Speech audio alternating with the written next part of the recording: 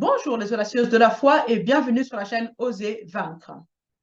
Que se passe-t-il lorsqu'un chrétien pêche?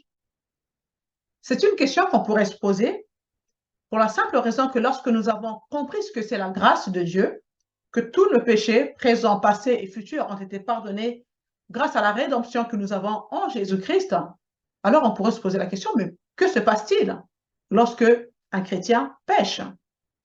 Nous lisons dans 1 Jean chapitre 1, versets 8 à 9, il est dit ceci. Si nous disons que nous n'avons pas de péché, nous nous séduisons nous-mêmes et la vérité n'est pas en nous. Si nous confessons nos péchés, il est fidèle et juste pour nous les pardonner et nous purifier de toute iniquité. En tant que chrétienne, tôt ou tard, nous finirons par vaciller et de commettre les péchés. Ce qui nous rend différentes de ce que nous étions avant la conversion, c'est que nous avons maintenant une nouvelle nature. Nous avons revêtu la nouvelle nature de Dieu. Et bien sûr, nous ne voulons pas pécher volontairement. Nous voulons avoir une vie juste, une vie qui plaise à Dieu. Mais il nous arrive encore de manquer la cible et d'échouer. Mais la Bible ne nous enseigne pas que nous devons être de nouveau sauvés lorsque nous péchons. Renaître de nouveau encore et encore pour pouvoir bénéficier de l'expiation de nos péchés. Ce qui me maintient dans la bonne position et m'empêche de périr même lorsque j'échoue, lorsque je commets des péchés, c'est le fait que Jésus-Christ a porté tous mes péchés sur la croix et que par la foi, non pas par mes propres œuvres, je suis justifié devant Dieu. Et Hébreux 10, 2 nous dit que par le sacrifice de Jésus-Christ, le croyant ne doit plus avoir la conscience du péché. En d'autres termes, le péché ne devrait pas être ce sur quoi nous nous concentrons, mais notre concentration devait être sur Dieu. Amen. Avant de pouvoir parler de ce qui se passe lorsqu'un chrétien pêche, nous devons d'abord poser des fondations solides pour pouvoir découvrir quelle a été la réponse de Dieu concernant la question du péché. En lisant Ésaïe 59, nous savons que l'homme a été créé à l'image de Dieu. Adam et Ève ont vécu pendant un certain temps à l'image de Dieu. Ils communiaient avec Dieu le Père. Cela devait être leur but, d'être en communion avec le Père, d'être ses sous-dirigeants et ses ambassadeurs sur la terre, de régner sur la terre, de dominer sur la terre. C'est ce pourquoi Dieu les avait créés en leur donnant cet ordre dans la Genèse, qui devait dominer sur tout ce que Dieu avait créé. Mais ensuite, nous savons que à cause du péché, l'homme a été séparé de Dieu. Il est mort spirituellement. L'homme a été déconnecté de Dieu. Il était lumière, il est devenu ténèbres. Il est entré dans les ténèbres mentalement, émotionnellement et spirituellement. Il a perdu son but, il a perdu son identité. Il a commencé à errer sur la terre sous la domination du diable. Et bien évidemment, il était également dominé par sa propre chair qui était séparée de Dieu. Et nous lisons dans Ésaïe 59, verset 1, il est dit ceci, « Non, le bras de l'Éternel n'est pas devenu trop court pour sauver, ni son oreille trop dure pour entendre, mais ce sont vos fautes qui ont fait séparation entre vous et votre Dieu. Ce sont vos péchés qui vous l'ont caché et l'ont empêché de vous écouter. » Il est dit ici, ce sont vos fautes qui ont fait séparation entre vous et votre Dieu. Et cela nous ramène au jardin d'Éden. Parce que nous voyons qu'à un moment donné, lorsque Dieu revenait dans le jardin en cherchant Adam, Adam, Adam, où es-tu? Celui-ci répond, mais j'ai entendu ta voix et je me suis caché. Donc nous voyons que l'intelligence de l'homme a été obscurcie. Il s'est séparé de la lumière, de la vie et de la connaissance même de Dieu. Il a donc pris la décision de s'éloigner de Dieu. Le péché nous éloigne de Dieu. Et donc, Dieu a donc dû prendre les devants pour pouvoir se révéler aux êtres humains au travers de Jésus-Christ. Dans Ésaïe 53, versets 4 à 6, il est dit ceci. « Pourtant, ce sont nos souffrances qu'il a portées, c'est de nos douleurs qu'il s'est chargé. Et nous l'avons considéré comme puni, frappé par Dieu et humilié. Mais lui, il était blessé à cause de nos transgressions, brisé à cause de nos fautes.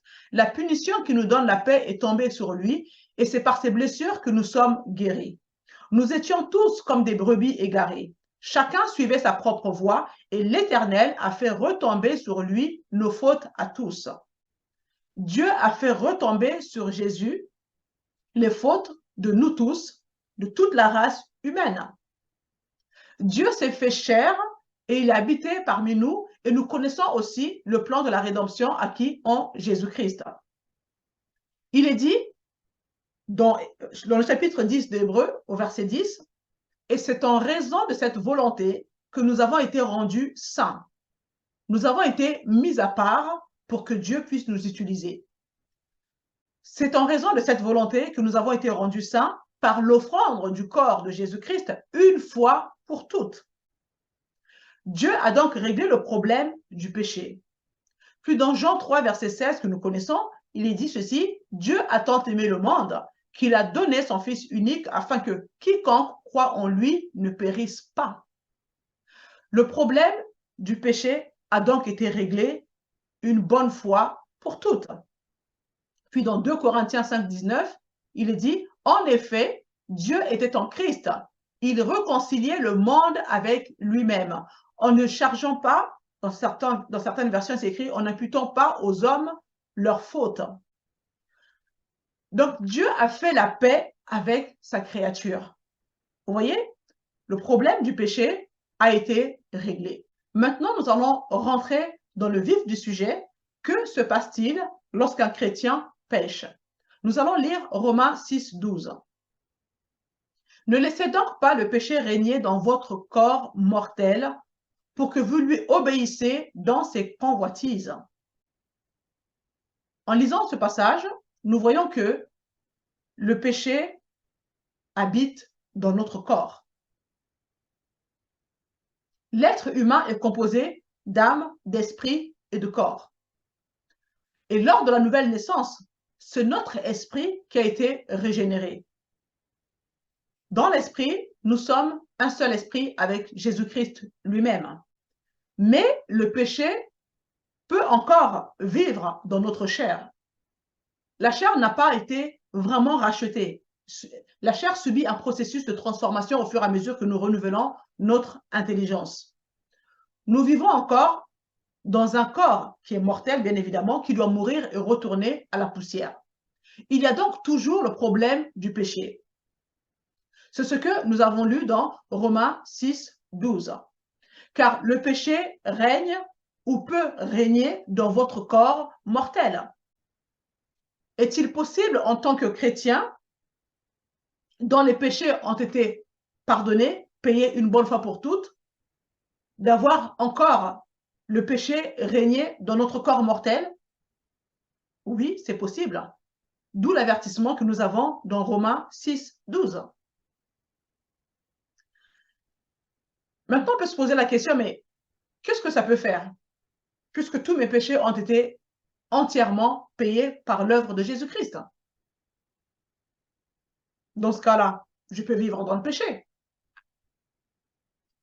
Mais comprenez que le péché donne un droit légal à Satan pour voler, détruire et égorger. Et c'est ce que nous lisons dans Jean 10, 10. Satan n'a aucun pouvoir. Cependant, Dieu vous a donné le pouvoir. Quand vous êtes dans le péché, vous vous soumettez au diable. Vous lui donnez un accès à votre vie. Il y a donc des conséquences à ce que nous faisons.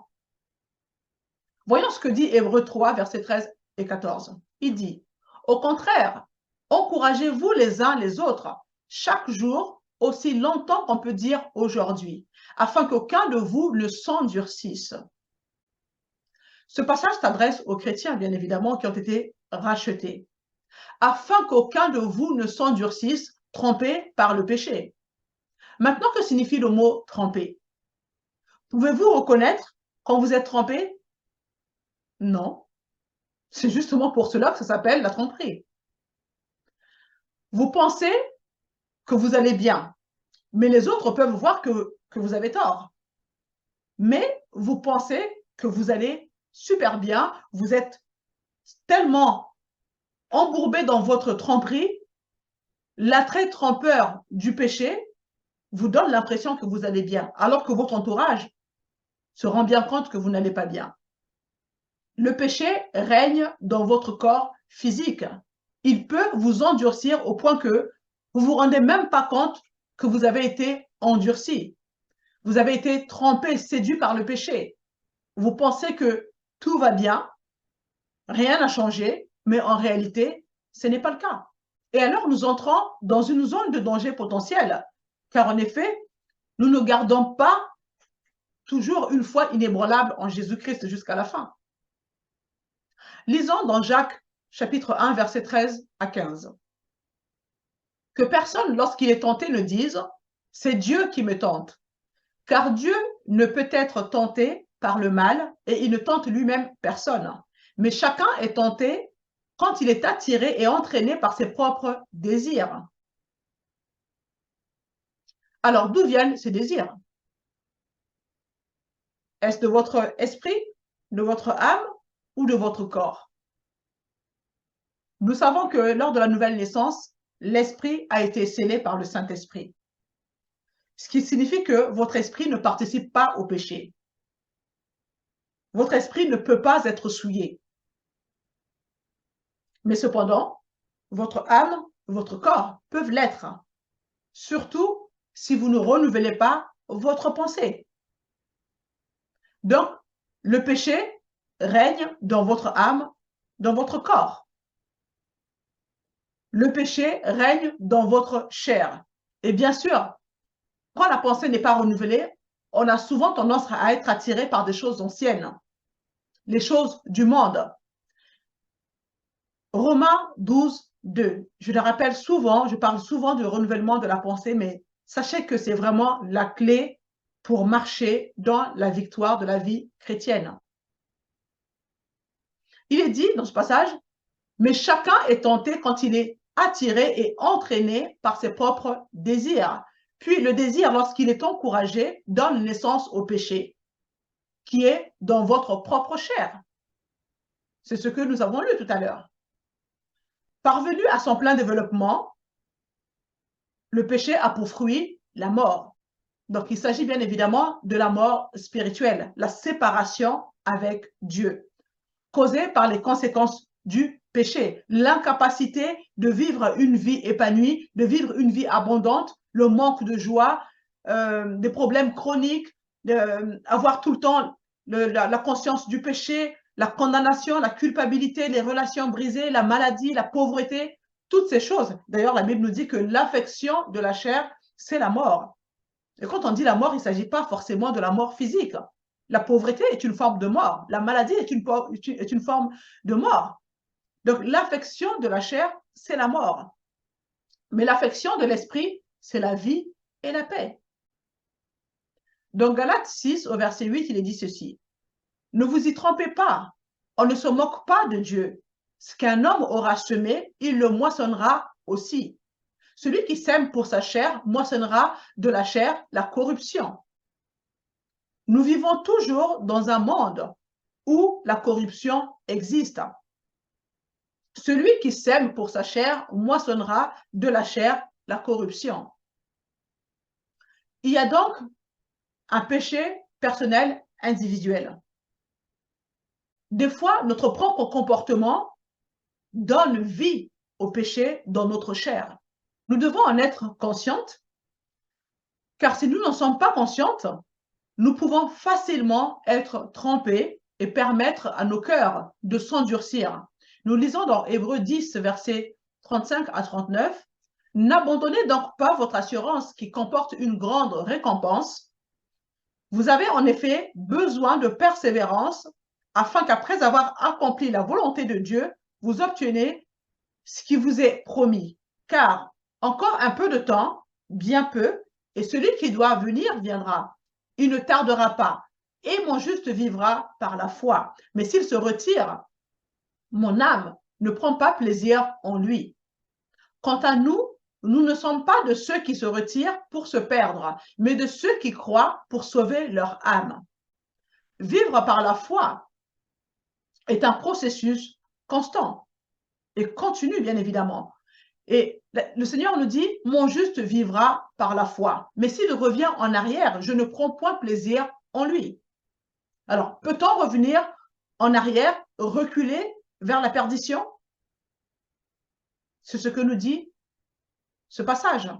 Au verset 39, quant à nous, nous ne sommes pas de ceux qui se retirent pour se perdre, mais de ceux qui croient pour sauver leur âme. Nous ne sommes pas de ceux qui sont endurcis par l'attrait trompeur du péché, qui rebroussent chemin, qui sont irrésolus, c'est-à-dire qui ont une pensée double et qui ont les pieds dans les deux mondes. Nous serons déterminés, nous serons fermes. Mais il y a le problème du péché personnel qui doit être traité, bien évidemment. Alors, quelle est la réponse au péché personnel, le péché individuel? Lisons 1 Jean 2, verset 1. Mes petits enfants, je vous écris cela afin que vous ne péchiez pas. Quelle est l'exhortation de ce passage? Ne péchez pas. Ne péchez pas car le péché est destructeur. Mais si quelqu'un a péché, nous avons un défenseur, un avocat, un conseiller, quelqu'un qui se tient à notre place, Jésus-Christ, le juste. Alors, que dit Jésus lorsque vous péchez? Qu'est-ce qu'il dit au Père? Parce que nous savons qu'il est assis à la droite du Père. Lorsque nous commettons des péchés, que dit Jésus au Père? Mets-le sur mon compte. J'ai déjà payé le prix une fois pour toutes. Amen. Mets-le sur mon compte. Ainsi, lorsque vous péchez, cela va directement sur le compte de Jésus. Nous sommes en train de parler du problème du péché individuel. Voilà là une occasion de bénir le Seigneur.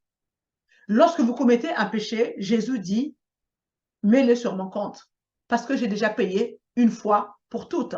À l'instant où nous échouons, le moment où nous manquons la cible, le moment où nous faisons des choses que nous n'aurions pas dû faire, où nous disons des choses que nous n'aurions pas dû dire, Jésus dit, mets-le sur mon compte, parce que j'ai déjà payé une bonne fois pour toutes.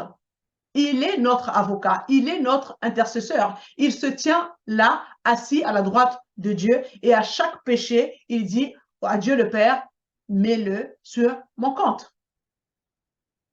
C'est formidable. Avec ça, si vous ne louez pas Dieu tous les jours, il y a un problème. Jésus s'est chargé du fardeau de tous nos péchés. Tout a été payé. Le sang de Jésus-Christ a tout couvert. C'est terminé, c'est fait. La pénalité que méritaient nos péchés a été payée. Dieu dit, ce que Jésus a fait me satisfait. Gloire à Jésus pour tout ce qu'il a fait pour nous rendre la vie facile. Donc, nous savons que Jésus a pris soin de notre péché personnel. Mais alors, qu'en est-il de vous? Que vous arrive-t-il à cause de votre péché personnel? Lisons 1 Jean 2, verset 12. Je vous écris, petits enfants, parce que vos péchés vous sont pardonnés à cause de son nom. Pas à cause de ce que vous faites. C'est à cause de ce qu'il a fait. Ce n'est pas seulement le problème du péché de la terre entière, de toute l'humanité qui a été traité, mais aussi vos péchés personnels. À chaque fois que vous échouez, à chaque fois que vous manquez la cible, à chaque fois que vous faites une erreur, Jésus s'en occupe à cause de son nom. Est-ce que vous réalisez? C'est ça la bonne nouvelle de l'Évangile. Le péché habite notre chair. Le péché est toujours vivant, dans le sens où nous cédons à ses convoitises. Le péché peut encore nous tromper. Le péché peut encore nous conduire vers le chemin de la mort. Le péché a encore ce pouvoir sur nous, surtout quand la pensée n'est pas renouvelée. Le péché a le pouvoir sur nous lorsque nous coopérons avec lui. Parce que ça commence d'abord par une pensée. Vous voyez? Le diable va nous insuffler une pensée et c'est une pensée qui va être peut-être en désaccord avec ce que dit la parole de Dieu, mais à force de méditer sur cette pensée qui est mauvaise, nous finirons par agir selon cette pensée. Vous voyez? Donc, le péché a encore ce pouvoir d'étouffer notre vie abondante, de nous entraîner sur le chemin de la maladie, sur le chemin de la pauvreté, sur le chemin du manque, sur le chemin des relations brisées, sur les chemins de troubles émotionnels, de chagrin, de désespoir, de culpabilité, de condamnation. Le péché a encore ce pouvoir sur nous. Toutes ces choses peuvent encore agir dans notre vie si nous persistons, bien évidemment, à demeurer dans une vie de péché. Oui, Jésus-Christ s'est occupé de notre péché. Mais le péché a encore ce pouvoir parce que le péché habite dans notre chair. C'est pour ça que la Bible nous dit, nous devons marcher selon l'esprit. Parce que dans l'esprit, on ne peut pas pécher. L'esprit a été scellé par le Saint-Esprit. Que devons-nous faire de ces péchés? Bien sûr, tous nos péchés, Jésus s'en est occupé. Mais lisons 1 Jean 1,9. Si nous confessons nos péchés, il est fidèle et juste pour nous pardonner nos péchés. Nous savons qu'ils sont déjà pardonnés à cause de l'œuvre de Jésus-Christ, ce qu'il a accompli à la croix. Mais ici, dans ce passage, ce n'est pas de cela qu'il s'agit. Il s'agit au fait de nous épurer de notre injustice. Ce verset parle au fait de notre purification au niveau relationnel avec Dieu, qui nous permet ainsi de pouvoir nous approcher du trône de la grâce avec assurance. Hébreux 4, 16. Il est important pour nous de savoir que certains péchés entraînent des conséquences qui peuvent mettre du temps à disparaître. L'endurcissement de votre cœur. Et c'est le problème du péché personnel. Il ne s'agit pas de perdre ou non votre salut à cause du péché, que vous devez à chaque fois vous repentir, naître de nouveau encore et encore. Non, il ne s'agit pas de ça. La question est de savoir quelle est l'importance que revêt votre communion avec Dieu. Parce que nous avons vu que dans le jardin d'Éden, le péché a poussé l'homme à se cacher derrière les feuilles lorsque celui-ci a entendu la voix de Dieu. Quelle est l'importance de votre relation avec Dieu? Est-ce que le fait de maintenir un cœur sensible devant Dieu est important pour vous? Car seul un cœur sensible à Dieu peut entendre la voix de Dieu. Seul un cœur sensible recevra les instructions de la part de Dieu. Seul un cœur sensible peut avoir une vision claire du but de Dieu pour votre vie.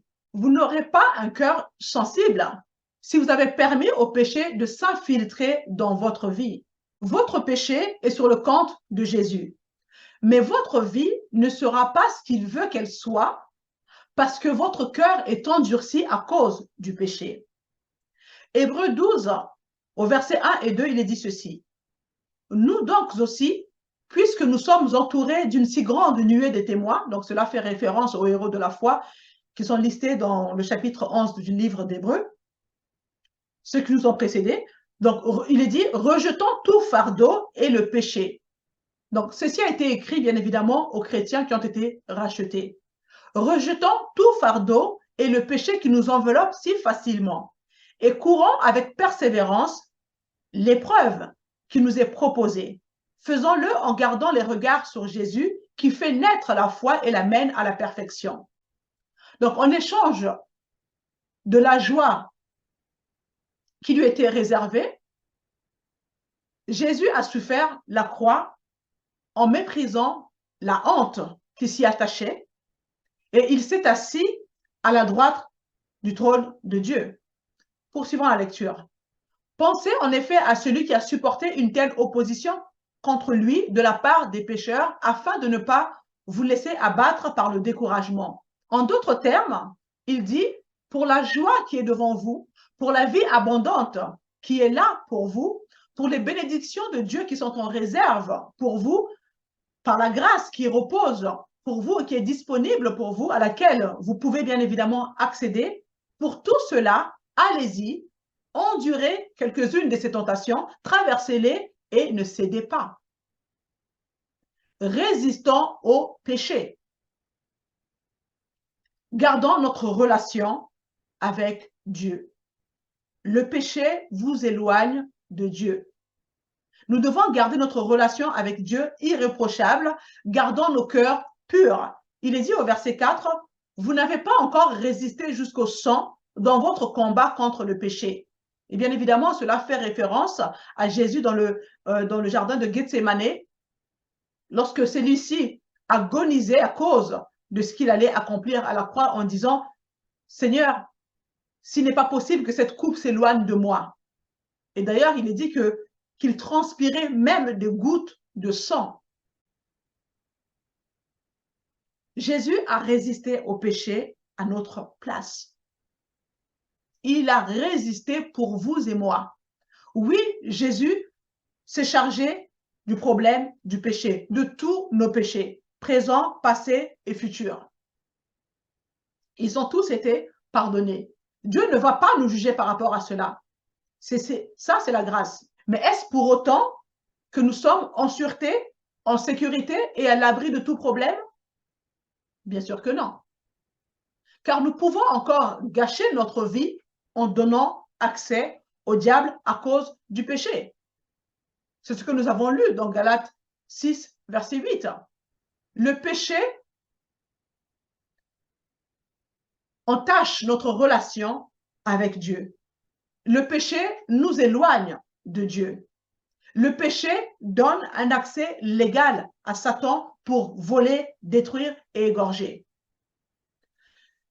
Ce n'est pas Dieu qui est à l'origine des tragédies telles que la maladie, la pauvreté, les relations brisées. Non, cela arrive lorsque nous nous tournons le dos à cause de nos péchés. Ce sont les conséquences du péché. Ce n'est pas Dieu qui crée la maladie. Ce n'est pas Dieu qui vous rend pauvre. Ce n'est pas Dieu qui permet à ce que vous puissiez avoir tout le temps des relations brisées autour de vous. C'est parce que notre comportement, qui est destructeur, permet au diable de s'infiltrer dans notre vie et de créer toutes ces choses. Donc, même si nos péchés ont été pardonnés, tout a été payé par Jésus-Christ, mais il y a encore des conséquences par rapport à notre comportement destructeur. Ce qui nous maintient dans le droit chemin, dans la justice, et nous donne encore une relation juste avec Dieu, même lorsque nous commettons des péchés, sans avoir pris le temps de confesser, c'est parce que nous avons notre foi en Jésus-Christ. C'est la bonne nouvelle de l'évangile de Jésus-Christ. Jésus-Christ est là pour sauver les gens de leurs péchés. Ensuite, il nous appartient de marcher dans la sanctification pour pouvoir être libérés de la puissance du péché. Parce qu'à partir du moment où vous êtes né de nouveau, vous avez la capacité en vous de résister au péché, de ne pas vous laisser diriger et dominer par le péché. Amen. J'espère que ce partage vous a plu. J'espère que cela vous a édifié, c'est surtout le but, vous édifier, vous exhorter, vous aider à grandir dans votre marche chrétienne. Partagez la vidéo autour de vous pour encourager quelqu'un d'autre. Si vous n'êtes pas encore abonné, c'est le moment de le faire afin de ne rien manquer. Je vous dis à la semaine prochaine.